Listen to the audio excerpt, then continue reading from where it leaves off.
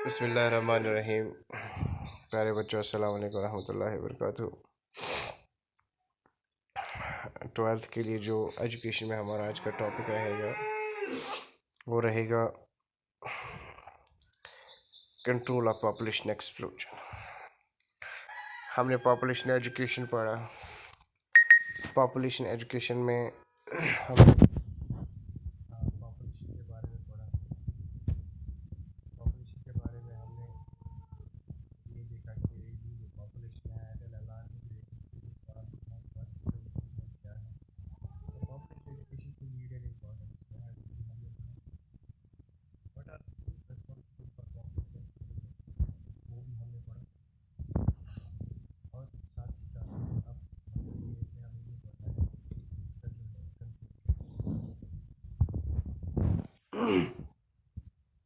तो एक रिपोर्ट थी यूनाइटेड नेशंस में जो रिलीज की थी जून 2019 में। They had said that around 2027 India is set to overtake China as world's most populous country। 2027 में हिंदुस्तान चाइना को पॉपुलेशन के मामले में पीछे छोड़ देगा। यानी इतना पॉपुलेशन जो है वो इंक्रीज हो रहा है। Excessive population has various adverse effects. जब पॉपुलेशन ज़्यादा होती है तो उसके बहुत सारे नुकसान भी होते हैं, including undue pressure on natural resources. और नेचुरल रिसोर्सेज पे भी इसका प्रेशर पड़ता है बहुत ज़्यादा। More people mean more consumption which in turn means more exploitation of fixed and exhaustible resources. आपने पढ़ा होगा रिसोर्सेज वगैरह, तो उसमें आपने देखा होगा एग्जॉस्टेबल रिसोर्सेज क्या होते हैं। ओवर पॉपुलेशन का जो असर है वो उन रिसोर्सेज पे पड़ता है कि जितनी पॉपुलेशन ज़्यादा होगी उतना ज़्यादा रिसोर्सेज का इस्तेमाल होगा।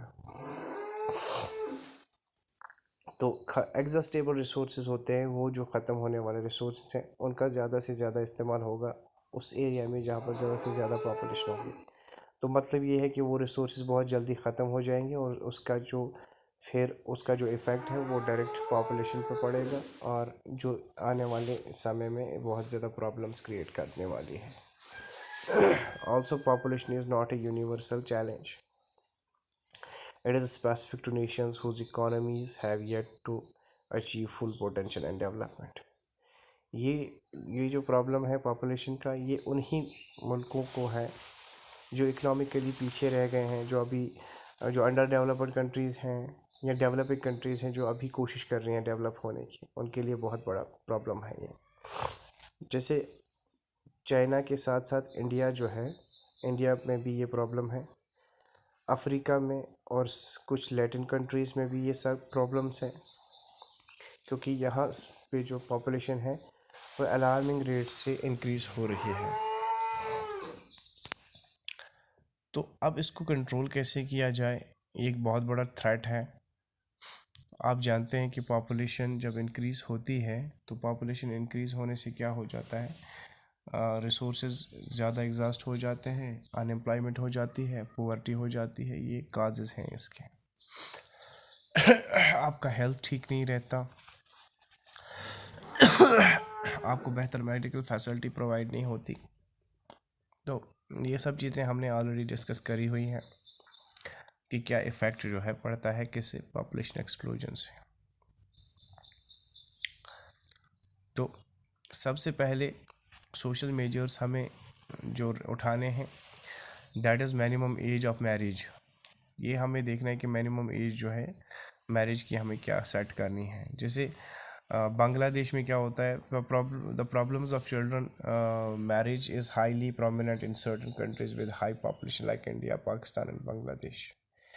A marriage at a tender age leads to a long span of giving birth।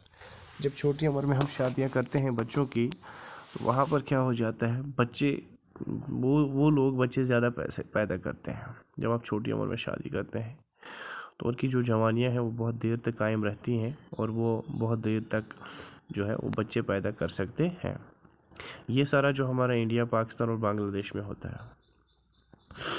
Also, young age marriage and divide people of the education and awareness required to be sensitive towards and understand the consequences of the raising too many children. Young age में शादी करना, इसमें क्या हो जाता है, यहाँ से दूसरी तरफ से जब हमने पॉपुलेशन अवेयरनेस नहीं होती, हमारे पास पॉपुलेशन एजुकेशन हमारे पास नहीं होती, तो उससे क्या हो जाता है कि बहुत सारे बच्चे जो है वो जन्म लेते हैं, पैदा होते हैं। तो दूसरा चीज़ ये है कि raising the stats of woman का स्टैट्स हमें रेज करना ही पड़ेगा। वहाँ पर हमने मिनिमम एज देखना है। जैसे हमने बुक में पढ़ा है कि 18 जो है वो बॉयज़ के लिए, 21 जो है बॉयज़ के लिए एज सेट की गई है और 18 जो है गर्ल्स के लिए सेट की गई है। इससे पहले जो शादियाँ मानी जाएंगी उन्हें वो बाल विवाह कहाँ कराया जाएगा, उसको कंसिडर किया जाएगा, जिसके लिए कानून बने हैं और उसमें आपको सज़ा हो सकती है। ये गवर्नमेंट का इनिशिएटिव है इस चीज़ को लेकर, ठीक है बेटा, ताकि पॉपुलेशन को हम चेक कर सकें अपनी जो ट्रमेंडस रेट से जो हमारा पॉपुलेशन ग्रो हो रहा है उसको हम अच्छे से चेक कर सकें। And the second is raising the stats of women. देखो बेटा, हमारे घरों में जो औरतें हैं उनका स्टैट्स जो है वो बहुत कम है। हमने जो औरतें समझी हैं समाज में, सिर्फ औरत का एक ही मुकाम है, वो है वो शादी करेगी और शादी करने के बाद बच्चे पैदा करेगी। तो ये सब चीज़ें जो हैं ये हमें जहन से निकालना है, ये कंजर्वेटिज़म, ये सारा जो हमें अपने जहनों से निकालना होगा और हमें इस चीज़ को बहुत ज़्यादा समझना होगा कि औरत का स्टैटस किस तरह से रेज़ किया जाए। और औरत के मामले में ना हम आज भी डिस्क्रिमिनेशन करते हैं। उन्हें हम घर की चार दीवारी के अंदर बंद रखते हैं। उन्हें हम बच्चे पालने के लिए हम समझते हैं कि इनका काम है बच्चे पालना और बच्चे पैदा करना। तो हमें औरत को एक अपॉर्चुनिटी देनी है ताकि वो सोशली और इकोनॉमिकली उसको वो डेवलप हो जाए। उन्हें फ्री एजुकेशन हमें उनको देनी है। उससे ये होगा कि औरत जो है वो जागरूक हो जाएगी, उसे अवेयरनेस मिलेगी कि किस तरह से मुझे अपनी फैमिली चलानी है और मैं किस तरह से मुझे जो है पॉपुलेशन एक्सप्लोजन को किस तरह से रोकना है और मेरा क्या कंट्रीब्यूशन रहना चाहिए। बहुत सारे घरों में औरतें पढ़ी लिखी होती हैं, वो ये प्रोटेस्ट करती हैं या जो अनएजुकेटेड है वो भी प्रोटेस्ट करती है, लेकिन क्या होता है कि उन्हें उनकी उन बातों को उतना महत्व नहीं दिया जाता है, उनको इतनी इम्पोर्टेंस नहीं दी जाती है। तो साथ ही साथ में करंट आपको बोलूँ, कल ही मैं द हिंदू की एक न्यूज़ पढ़ रहा था। द हिंदू में मैंने देखा, वहाँ पर एक आर्टिकल आया था कि एक शख्स ने इंडिया में अपनी बीवी को क्या किया, उसे मार डाला और अपने 3 बच्चों को उठाकर कहीं कैनल में, किसी कैनल में फेंक दिया। क्यों? क्योंकि उसकी जो वाइफ है वो उसके साथ सेक्स करने के लिए रेडी नहीं थी। तो हमने कहीं ना कहीं हम औरतों को एक सेक्स टॉय समझते हैं, कहीं ना कहीं हम औरतों को बच्चे पैदा करने वाली जो है मशीन समझते हैं, और फिर जो बच्चा पैदा करेगी तो उनको पालने वाली समझते हैं, यानी काम वाली भाई हम उन्हें समझते हैं। हमने अपनी औरतों का स्टैंडर्ड अभी तक नहीं उठाया है। तो रेजिंग स्टैट्स ऑफ वुमेन ये बहुत इंपॉर्टेंट है अगर आपने पॉपुलेशन को कंट्रोल करना है। तो अगला जो है वो स्प्रेड ऑफ एजुकेशन है। हमने एजुकेशन देना है, हमने लोगों को घर घर जाकर ये चीज़ों का इंफॉर्मेशन देना है और उन्हें ये कहना है कि एजुकेटेड मैन जो है उन्हें चाहिए कि वो लेट मैरिज करें, ठीक है ना, वो फैमिली स्मॉल फैमिली नॉर्म्स अपनाएं, हम दो हमारे दो वाला फार्मूला अपनाएं। Educated woman are health conscious and avoid frequent pregnancies and thus help in lowering the birth rate. जो पढ़ी लिखी औरतें होती हैं वो क्या करती हैं, वो बड़ी हेल्थ कॉन्शियस होती हैं। वो बच्चा पैदा करेंगे, फिर टाइम लेती हैं 4 साल 5 साल 3 साल, ताकि उनकी हेल्थ ठीक हो जाए। उसके बाद में वो दूसरे बच्चे के बारे में सोचती हैं। या अनवांटेड प्रेगनेंसीज जो होती हैं, क्या है वो अपने मर्दों को ये चीज़ों के बारे में बताते हैं कि प्रेगनेंसी कंट्रोल किस तरह से होता है। या तो औरतें आईपीएल या अनवांटेड प्रेगनेंसी के लिए जो भी मेजर्स उठाए जाते हैं वो इस्तेमाल करती हैं, या फिर तो इस तरह से जो है वो लोग अनवांटेड प्रेगनेंसीज़ को अवॉइड करते हैं और इस तरह से बर्थ रेट जो है वो लो हो जाता है और क्या होता है कि पॉपुलेशन कंट्रोल हो सकती है। तो इस तरह से ये एजुकेशन हमें हर जगह पे स्प्रेड करनी है। और दूसरा जो कॉन्सेप्ट है, हमें एडॉप्टेशन कॉन्सेप्ट अपनाना पड़ेगा। एडाप्टेशन कॉन्सेप्ट क्या होता है कि जिन फैमिलीज़ के अपने बच्चे नहीं होते, हमें उन्हें चाहिए उनको एक ऐसी अवेयरनेस दें हम कि वो दूसरों के बच्चों को गोद ले, अडॉप्ट करें। देखिए क्या होता है, जिनके बच्चे नहीं होते वो लोग मेडिकल ट्रीटमेंट भी करते हैं, सब कुछ करते हैं, लेकिन उसके बावजूद भी वो लोग बच्चा पैदा नहीं कर सकते क्योंकि उनके कुछ प्रॉब्लम्स वगैरह होते हैं। लेकिन वो लोग किसी ऑर्फन बच्चे को, किसी यतीम बच्चे को, या कहीं पर किसी किसी फैमिली में ज़्यादा बच्चे हैं उनमें से किसी एक बच्चे को गोद लेने के लिए तैयार ही नहीं हो जाते। क्यों नहीं हो जाती? क्योंकि वो लोग कहते हैं कि नहीं, हमारा अपना बच्चा नहीं हुआ तो दूसरे का बच्चा भी लेकर हम खुश नहीं रह सकते। ये सब चीज़ें हमें छोड़नी पड़ेगी। हमें ऑर्फन्स को अडॉप्ट करना चाहिए ताकि उन्हें एक अच्छी ज़िंदगी मिले, और साथ ही साथ में गवर्नमेंट को भी कुछ मेजर्स उठाने होंगे, उन्हें कुछ इंसेंटिव्स प्रोवाइड करने चाहिए ताकि जो अडॉप्टेशन है वो एक ट्रेंड बने। ठीक है। तो अगला जो है वो हम सोशल सिक्योरिटी हमें देनी है।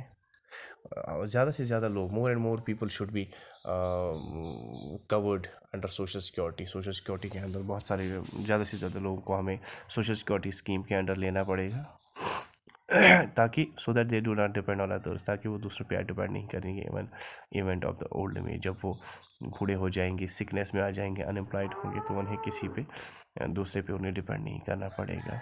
तो इस तरह से उनका जो है उनको सोशल सिक्योरिटी वगैरह देनी है। तो ये सारी फैसिलिटीज़ जब उन्हें देंगे, they will have no desire for more children. तो इस तरह से वो ज़्यादा बच्चे नहीं पैदा करेंगे और उन्हें कोई चाहत नहीं रहेगी। ठीक है। तो इकोनॉमिक मेजर्स में हमें क्या करना है? ज़्यादातर एम्प्लॉयमेंट अपॉर्चुनिटीज़ प्रोवाइड करनी है। The first and the foremost major is to raise employment revenue in the rural as well as urban areas. चाहे शहरी हो चाहे देहाती जगह हो, हमें दोनों जगहों पे क्या करना है? हमें एम्प्लॉयमेंट जनरेट करनी है। जो अनएम्प्लॉयमेंट जो है हमारा सबसे बड़ा मसला बन गया है। अनएम्प्लॉयड लोग जो घरों में बैठे हैं, they do only work one work. वो क्या करते हैं? वो बच्चे पैदा करते हैं। जब हम एम्प्लॉयमेंट प्रोवाइड करेंगे तो लोग बिज़ी हो जाएंगे। लोग बिज़ी हो जाएंगे तो अपना काम करेंगे, और अपना काम करने के साथ साथ उन्हें बहुत कम मौका मिलेगा बच्चे पैदा करने का। ठीक है ना। क्या होता है कि generally in rural areas there is distinction unemployment, so efforts should be made. हमें एफर्ट्स लगाने हैं, गवर्नमेंट को एफर्ट्स लगाने चाहिए, सो दैट कि गवर्नमेंट क्या करे, गवर्नमेंट एम्प्लॉयमेंट जनरेट करे।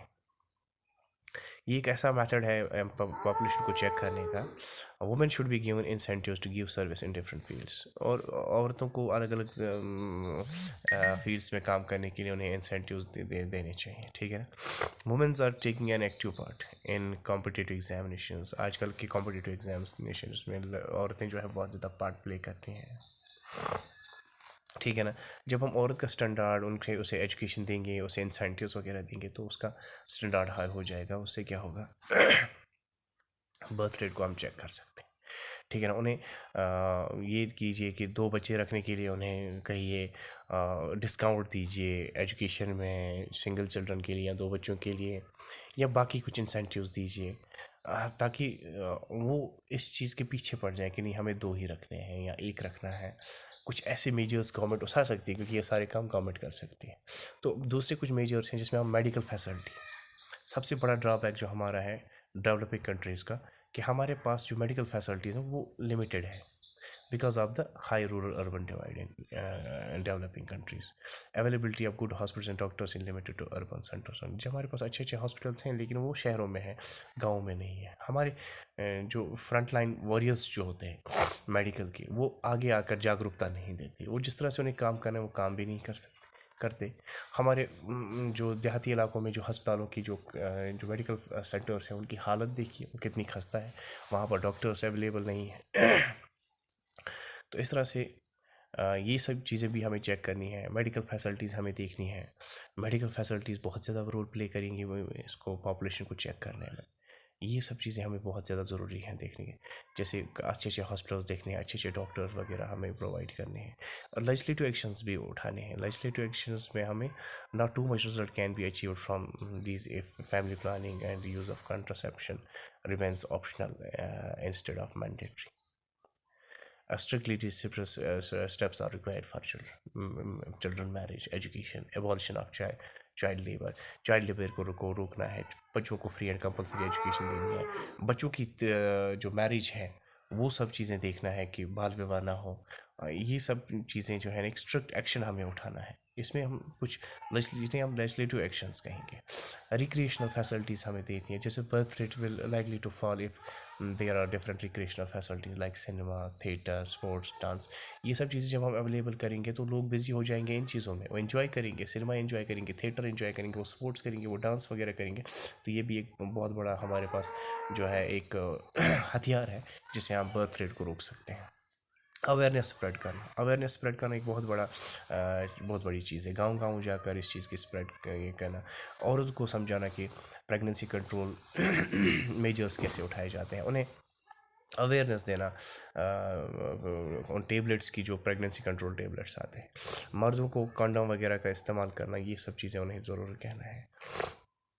इसके लिए उनको इनक्रेज करना है कि वो इस्तेमाल करें, और उन्हें स्मॉल साइज फैमिली जो है उनके उनके उनके उनके उनके जो इम्पोर्टेंस है, हाँ, वो ज़रूरी देखना है, ये सब उन्हें बताना है। तो फिर जाकर हम जो है इस पॉपुलेशन को कंट्रोल कर सकते हैं। तो ब्रीफली हम ये कह सकते हैं कि ये सारे मेजर्स जितने भी हमने डिस्कस किए, इन सब को जब हम अपनाएंगे तो हम पॉपुलेशन ग्रोथ को कंट्रोल कर सकते हैं, ठीक है ना। तो इसके साथ साथ हमारा ये जो टॉपिक है ये क्लियर हो गया। तो अगले वीडियो में इंशाल्लाह मिलते हैं, तब तक के लिए खुदा हाफिज़, सलाम अलैकुम व रहमतुल्लाह।